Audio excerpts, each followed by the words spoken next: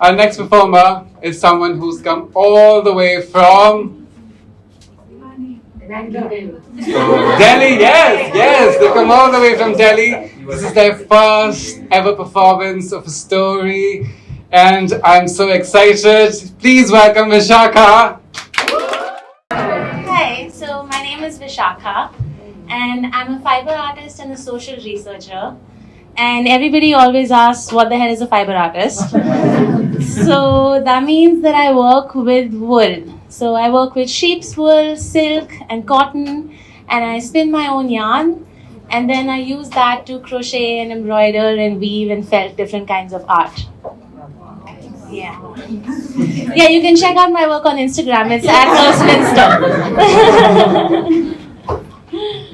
So this is, like Dion said, this is my first time performing. It's also the first time that I'm sharing this particular story with anybody other than my closest friends and my therapists. So I'm excited that this is the crowd that I get to share. So I'm going to take us back to a few years to COVID. And how was that for you guys? Amazing. Yeah. It really sucked. But it had some exciting moments, as I'm about to share, for me. So this was soon after the second wave of COVID, and I had just spent my first weekend out in months. So on the first day, I met up with a nice man, had some great sex, danced in my skin, all while realizing that I had feelings for somebody else. So on the second day, I went right up to her and told her so. I suppose before this moment, I knew I was queer theoretically, because, sexuality is a spectrum. I studied that in undergrad. But this was the first time that it felt real. There was a real woman involved whom I had some very real feelings for. We've been friends for a few years, and I had recently started seeing her through some of those good rose-tinted glasses. So I went up to her and I told her how I feel. And I felt my heart explode as I saw the glow of her smile and felt her resounding reciprocation.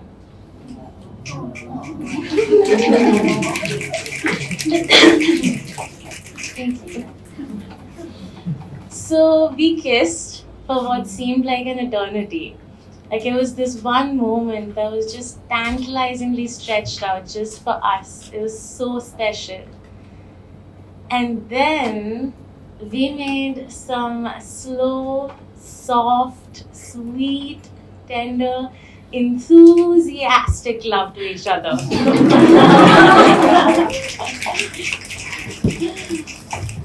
It was everything that I couldn't even have imagined. Like, it felt ethereal, beyond magical. And it was interrupted only by my breathless exclamations of, "Holy fuck."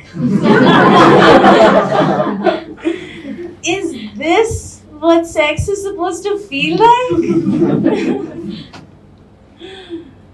So as we finished round one, I obviously began to ugly cry.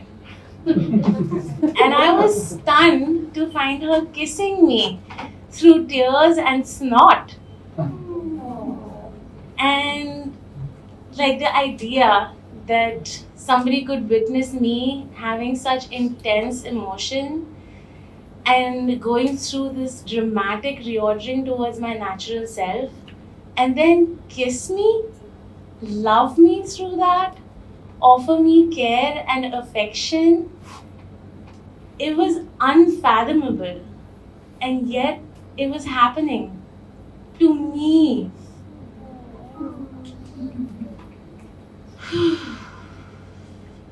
It really felt unreal. So the next day, I floated over from her house to mine, My heart on fire, my blood singing, myself kind of falling in love.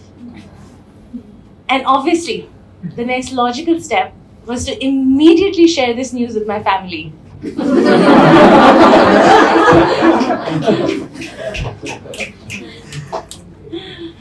So I asked them all to gather, thrilling that I had happy news to share.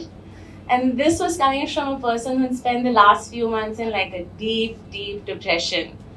So my family very tentatively sat around the dinner table, and if I'm being perfectly honest, were kind of like frightened by the frenetic energy that was radiating off of me.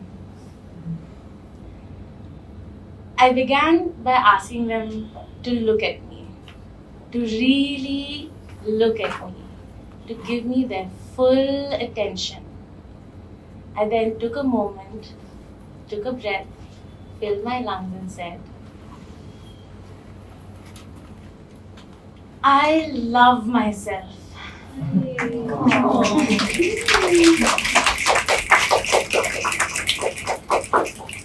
Like I really, truly love myself. And maybe I love women.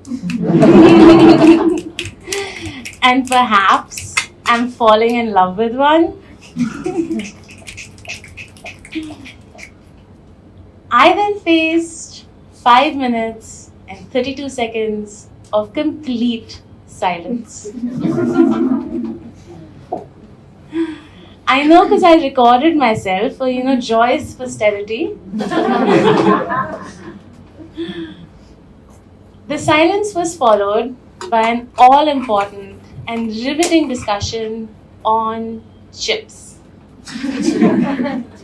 Yes, chips.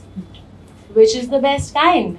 Tastiest, crunchiest, thinnest, least oily, spice levels, potato, banana, beetroot, sweet potato, tapioca, jackfruit? Let's be honest, guys. It's potato. It's always fucking potato.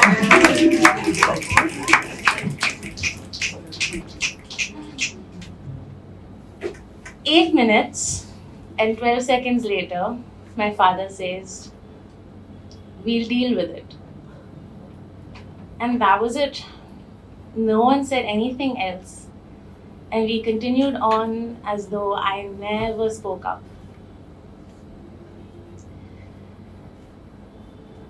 I've spent a lot of time feeling deep sorrow and cold, chaotic anger for how this coming out went. And I still do sometimes because, that kind of grief doesn't go anywhere. Like, we just learn to exist around it. I came out to my family in the expectation that they would be happy for me.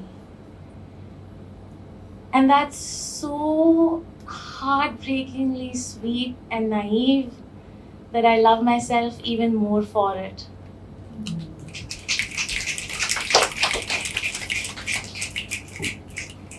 Three years on, and things are a little better now. Some of my family accepts that they have a ways to go and genuinely try to make an effort. In fact, some of my family is here today supporting me.